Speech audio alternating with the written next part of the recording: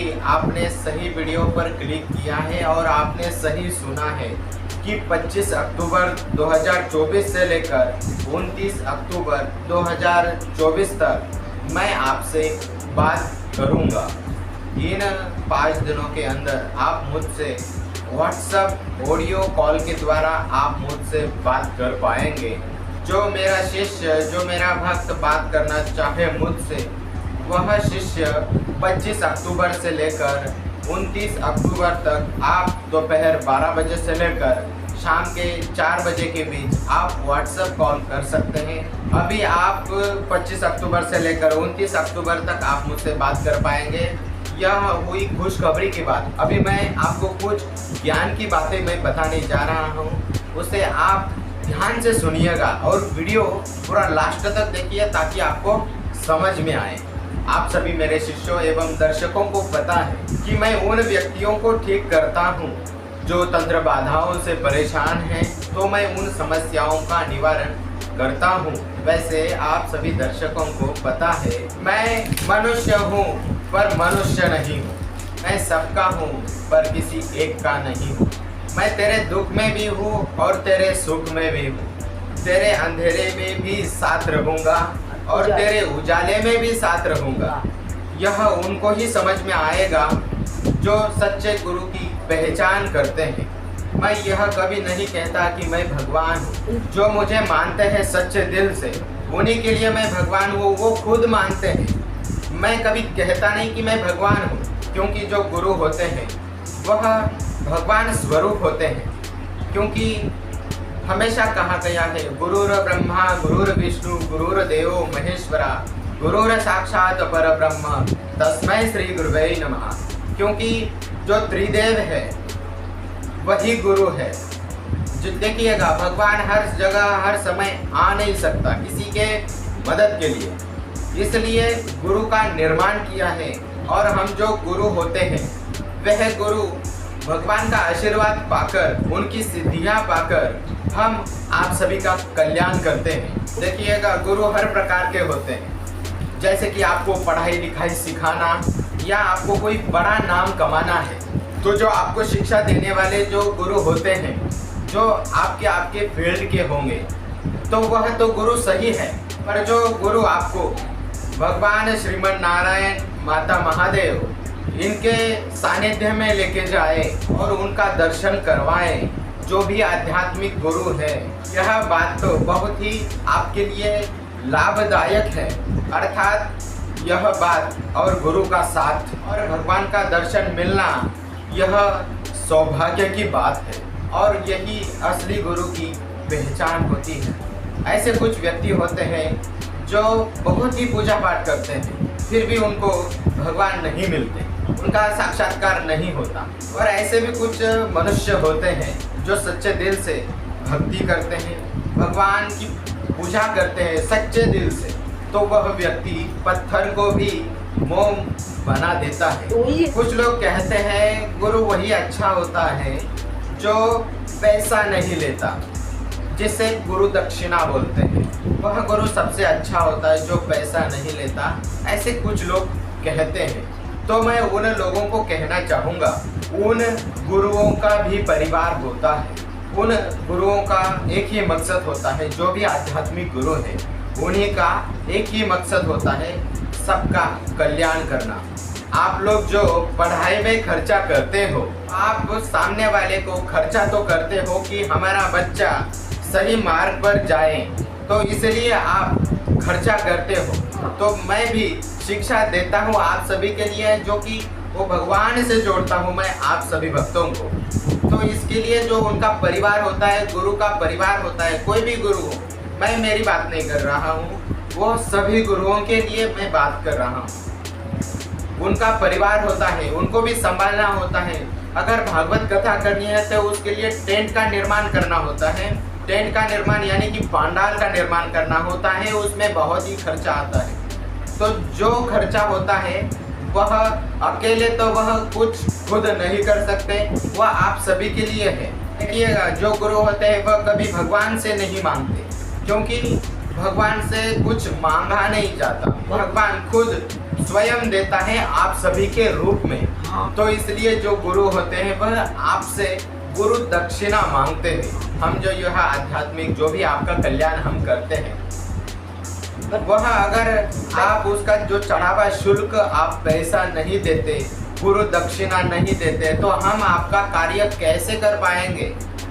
उसके लिए देखिएगा, मैं जो तंत्र का कार्य करता हूँ उसी के लिए घी का महत्वपूर्ण एक रोल होता है। घी होता है वो हवन में डाला जाता है, वो बहुत ही महंगा होता है, आप सभी को भी पता है।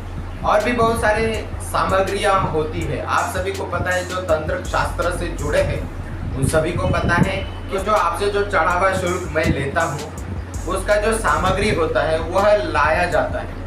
अब देखिएगा, आपको सब वीडियो मिल जाएंगे, धीरे धीरे मिल जाएंगे कि हवन के माध्यम से किस तरीके से आपका कार्य किया जाता है। चाहे आपका तंत्र काट क्यों ना हो, आध्यात्मिक समस्या है, उस समस्याओं का निवारण आपको वह सामग्री के माध्यम से की जाती है, ताकि उन सिद्धियों को आपके पास पहुंचाना है तो उसके लिए जरूरी है हवन सामग्री। वह सिद्धियाँ, जो भी सिद्धियाँ हैं वह भोग के रूप में चलती है। आपको उनको भोग देना होता है, जैसे इंसान को खाना चाहिए होता है वैसे ही उसी प्रकार उनको भोग की आवश्यकता होती है। इसलिए हम आपसे जो भी चढ़ावा लेते हैं, जो भी शुल्क लेते हैं, जो भी गुरु दक्षिणा लेते हैं, वह आप सभी के कल्याण के लिए लेते हैं। अभी मैं मेरे स्वयं की बात करूं तो मेरे तो गिरधर गोपाल दूसरों ना कोई, तो मैं किसी से भी उम्मीद नहीं करता। मेरी तो खुद की स्वयं की इतनी ताकत है, मैं मेरे मन की शक्ति से मैं खुद भूखा प्यासा रहूँगा, पर मैं अपनी सच्चाई और अच्छाई और साथ ही में जगत कल्याण कभी नहीं छोड़ूंगा। मैं मर जाऊंगा फिर भी आखिरी सांस तक जगत कल्याण करते रहूंगा। मुझे आप सभी का साथ चाहिए, इससे मैं जगत कल्याण करने के लिए प्रेरित रहूंगा। मुझे एक मोटिवेशन मिलता रहेगा। आपका साथ मिल गया तो मैं सबका कल्याण करने की ताकत रखता हूँ, और भगवान का आशीर्वाद मेरे पे तो है, आप सभी पर हमेशा बना रहेगा। चाहे मेरे हाथ पैर क्यों ना काटे जाएं इस सनातन धर्म को बचाने के लिए, पर मैं इस धरती माता के लिए, आप सभी भक्तों के लिए मैं हमेशा लड़ता रहूँगा। मैं हमेशा ध्यान रखूँगा, क्योंकि हम सभी धरती माता के ही बच्चे हैं। आज तक बड़े बड़े क्रांतिवीरों ने अपना प्राण इस धरती माता के लिए न्यौछावर किया है। चाहे वह झांसी की रानी क्यों ना हो, चाहे वो छत्रपति शिवाजी महाराज क्यों ना हो, चाहे वह महाराणा प्रताप क्यों ना हो, उन्होंने अपना प्राण निछावर धरती माता के लिए किया, आप सभी के लिए किया। अपने प्राण की बाजी लगा दी। वह किसके लिए किया? अपने खुद के लिए नहीं किया, आप सभी समाज के लिए किया। अर्थात अपने भारत देश को किसी का गुलाम बनने नहीं दिया। आज आप सुरक्षित क्यों हैं? इन जैसे महान योद्धाओं ने और साधु संतों ने आप सभी की रक्षा की, और इसी की वजह से हम सब अभी इस धरती पर सुरक्षित है। देखिएगा, जो क्रांतिवीर होके गए हैं तो उन लोगों को बहुत कुछ लोग याद नहीं करते। उन क्रांतिवीरों को याद करना जरूरी है, उनका सम्मान करना जरूरी है। भक्तों, मैं आपको यह बताने की कोशिश कर रहा हूँ, मैं स्वयं, मैं इस धरती पर रहूँ या ना रहूँ, मेरी बात हमेशा याद रखना। जिनके साथ कोई खड़ा नहीं होता उस व्यक्ति के साथ आप हमेशा खड़े रहिएगा। जिसके खिलाफ सब लोग होते हैं, समझ जाना वह इंसान, वह मनुष्य सच्चा है। और जिसके साथ पहले से ही सब लोग खड़े हैं और सामने वाला लड़ने के लिए अकेला है, जिसके पास लोगों का ज़्यादा झुंड है, वह व्यक्ति सबसे ज़्यादा झूठा है। इसीलिए आप सच्चे व्यक्ति को पहचानने की कोशिश करें। यह बात बहुत ही गहरी है, वही समझेगा जो समझदार है। पैसा तो आज है और कल नहीं भी हो सकता, लेकिन जिसको आगे बढ़ाना चाहिए उसको आप आगे बढ़ाइए। ऐसा नहीं है कि पैसा देके उसको आगे बढ़ाया जाए, क्योंकि जो सामने वाला अच्छा रहता है उसके पास पैसा नहीं होता है, क्योंकि जो अच्छा होता है उसको आप लोगों का साथ नहीं मिलता है, और जो बुरा रहता है तो वो आगे चला जाता है। पर जो अच्छा रहता है उसके लिए आप लोगों का साथ चाहिए होता है, तब वह व्यक्ति आगे जाएगा और आपका कल्याण चाहेगा। तो इसलिए आप सभी भक्तगण, आप सभी शिष्यगण, आप हमेशा अच्छाई का साथ दो, सच्चाई का मार्ग अपनाएं। जिसके पास पैसा है, आप ऐसा मत सोचें कि वह व्यक्ति अच्छा ही होगा।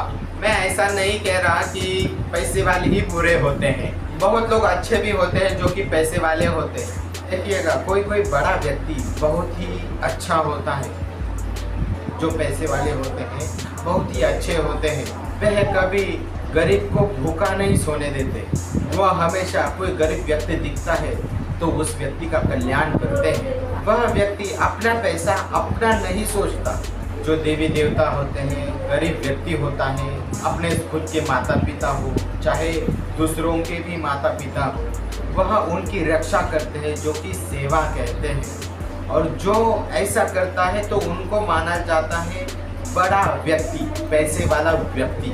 कोई कोई बड़ा व्यक्ति होता है जो बहुत पैसे वाला होता है, पर अपने माता पिता, अपने भाई बहन, किसी को भी देखता नहीं है, उनकी सेवा नहीं करता।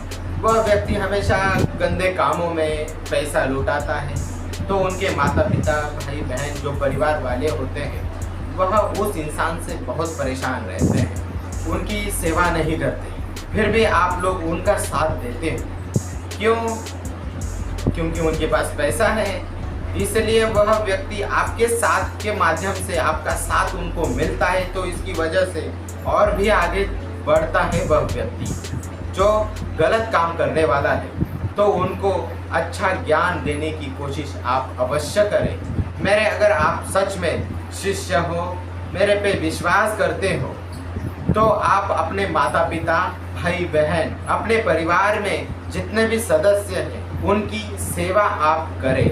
आपकी जितनी भी हैसियत है उन गरीबों को खिलाओ, जो गरीब रास्ते पर घूमते हैं, जो हमेशा भटकते रहते हैं, भीख मांगते हैं, उनकी आप सेवा करिए। आपकी चाहे आपकी कुछ भी आपके पास ना रहे तो भी आप ऐसी कोशिश करो कुछ देने की। अगर आपके पास 1 रुपया भी है तो भी 50 पैसे का उनको कुछ खिलाओ। और दूसरी बात, महत्वपूर्ण की बात है, मेरे डिस्क्रिप्शन में, इस चैनल के डिस्क्रिप्शन में भी लिखा हुआ है, हमेशा नारी की इज्जत करनी चाहिए।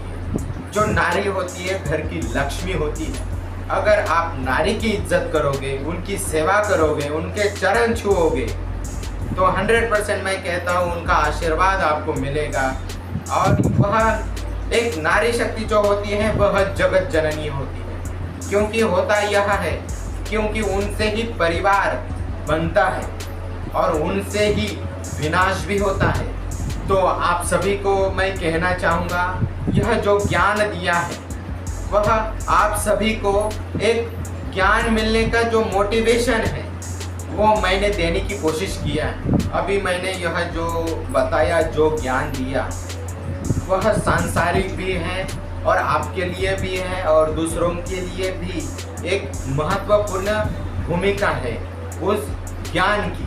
अभी हम समझेंगे तंत्र क्या होता है, तंत्र कैसे लगता है, यह हम अभी समझेंगे। अभी मैं तंत्र के बारे में बात करूं तो तंत्र हर एक व्यक्तियों पे लगा हुआ होता है। जैसे ही बच्चा जन्म लेता है उसके 5 या 6 साल के अंदर उनको तंत्र लगना शुरू हो जाता है, तंत्र बाधा का शिकार होने लगता है वह बच्चा चाहे बच्ची कोई भी हो। तंत्र लगने के बहुत ही महत्वपूर्ण 3 कारण। पहला कारण है कि आप रास्ते से जा रहे हैं तो नींबू मिर्च अथवा नारियल अथवा कद्दू इनको आप लांग लिए तो आपके ऊपर 100% आपके ऊपर तंत्र लगा हुआ होगा। दूसरा तंत्र लगने का माध्यम है कि आपके ऊपर कोई तंत्र करवा दे किसी भी तांत्रिक मौलवी से। जो व्यक्ति आपसे जलता है ईर्ष्या की भावना रखता है वह व्यक्ति सामने वाले के ऊपर तंत्र करवाएगा। और तीसरा है कि आप किसी चौराहे से गुजर रहे हैं तो उस सिद्धि शक्ति को मुक्ति चाहिए होती है, तो वह शक्ति या कोई भी बाधा, तंत्र बाधा जो लगी हुई है, चाहे भूत प्रेत हो, चाहे कोई भी शैतानी ताकत हो, तो वह मुक्ति पाने के लिए वह आपके ऊपर हावी हो जाती है। तो मेरा कहने का उद्देश्य यह है कि हर व्यक्ति के ऊपर तंत्र लगा होता है, तो अगर आपके ऊपर भी तंत्र लगा हुआ है तो 100% आप काटिए। तो आप किसी महाराज संत के पास जाइए, उनका आश्रय लीजिए, तो वहाँ आपका तंत्र देखेगा और काटेगा। जब उनका हाथ आपके सर पे होता है तब सब क्रियाएं नष्ट हो जाती हैं। अगर आप ऐसा नहीं करते, आप किसी महाराज के पास नहीं जाते, किसी बाबा के पास नहीं जाते, तो होता है कि आपका परिवार धीरे धीरे ख़त्म होने लगता है। कभी कभी सामने वाले का पूरा शरीर बर्बाद हो जाता है। देखिए, ऐसे बहुत सारे मैंने केसेस देखे हैं। मेरे पास बहुत सारे लोगों के कॉल आते हैं, मेरा जो बच्चा है वह मर गया। अगर आप जानवर पालने का शौक़ रखते हैं या आप उनका जो बिजनेस है वह करते हैं, तो आपके गाय, भैंस, बकरी वो मरते हैं, अचानक मर जाते हैं। तो इसका कारण क्या है कि आपके परिवार के ऊपर तंत्र लगा हुआ है। ज़्यादातर मैंने देखा है जब लोग दर्शन के लिए कहीं घूमने दूर जाते हैं तो उनके एक्सीडेंट हो जाते हैं, वो घायल हो जाते हैं, कोई तो मर जाते हैं। लोग कहते हैं हमारा ही पाप कर्म होगा, हम इसकी वजह से हम मर गए। और कोई कहता है कि भगवान ने हमें बुला लिया, उनको बुला लिया।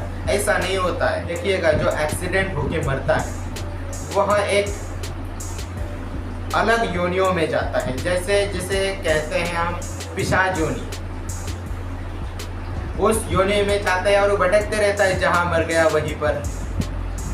तो होता क्या है कि वही बुला लेता है, जो जिसको पूजता है उसी के साथ जाता है। ध्यान से सुनिएगा, अगर आप किसी को पूजोगे, अगर आप हिंदू हो तो किसी और को पूजोगे, तो ध्यान दीजिएगा आप उसके ही चंगुल में फंस जाओगे।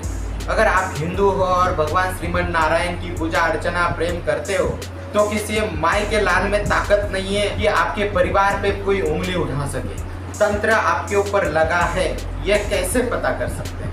देखिएगा, आपको यह महसूस होता है, यह जो सिम्टम्स है, जो लक्षण है, वह आपको दिखाई देना शुरू होते हैं, महसूस होना शुरू हो जाते हैं। पहला सिम्टम्स है, जो लक्षण है कि हमेशा सर भारी रहना। सिर दो प्रकार की वजह से सिर हमेशा भारी रहता है। पहला तो जो ज़्यादा सोचता है, दूसरा है कि आपके ऊपर तंत्र लगा हुआ है।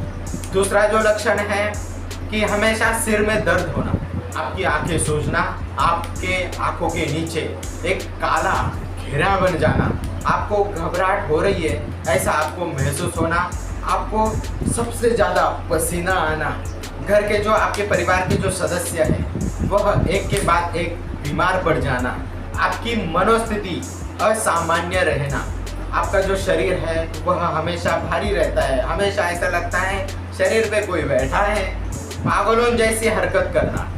मैंने कल देखा कि एक लड़की पागल जैसी हरकत कर रही, तो मैं समझ गया। ये देखो, दो तरीके के होते हैं लोग, जिसके दिमाग में कुछ अलग चल रहा होता है, ज़्यादा सोचता है और उसको अलग तरीके से उनको ऐसा लगता है, लोग कहते हैं ये पागल हो गया। तो पागल नहीं, असलियत में वह पागल नहीं होता, वो सब समझता है। होता क्या है कि उसके अंदर जो ताकत है, जो शैतानी ताकत है, वह यह सब उससे करवाती है। क्योंकि ताकत जो होती है, जो शैतानी ताकत होती है, वो हमेशा एक जगह पे रहती नहीं है, हमेशा कुछ ना कुछ करती रहती है। उसी के साथ में हमेशा बड़बड़ाना। ऐसे आपके पास बहुत सारे लोग होंगे, उनको, ऐसे लोगों को आप किसी अच्छे गुरु के पास अवश्य लेके जाएं, आपका उसमें कल्याण होता है। कि आजकल के जो है, देखिएगा, आजकल के जो तंत्र लगते हैं ज़्यादातर किसी बूढ़े व्यक्ति के ऊपर नहीं लगते। जो लड़की होती है, औरत होती है, जो औरत होती है, उनके ऊपर 100% तंत्र लग जाता है। क्यों? क्योंकि वह पीरियड्स में अपना जो मासिक धर्म है उसमें वह कुछ भी कर लेती है। मेरा कहने का जो तात्पर्य है, वह मंदिर जाती है, जाना नहीं चाहिए। वह जो भी 4, 5, 6, 7 दिन होते हैं उस औरत के लिए बहुत ही महत्वपूर्ण होते हैं। एक घर के कोने में उनको बिठा देना चाहिए। उस समय आप घर से कोई भी महिला, कोई भी लड़की बाहर ना निकले। अगर आप ऐसे परेशानियों का अगर आप जल्दी से जल्दी इनका समाधान नहीं करेंगे तो यह आगे जाके बहुत बड़ी बन जाती है परेशानी। तो जो भी आपको मैंने ज्ञान दिया, चाहे वह सांसारिक रूप में, चाहे आध्यात्मिक मार्ग से, चाहे तंत्र के माध्यम से मैंने आपको मार्गदर्शन किया, तो यह आप में से हर एक व्यक्ति समझ जाए और अपने जीवन में इस बात को उतारे जो ज्ञान दिया है, तो वह व्यक्ति और उनका परिवार हमेशा खुश रहेगा। तो आप सभी से फिर अगले नए वीडियो में मिलते हैं। तब तक के लिए जय श्रीमान नारायण, जय माता दी।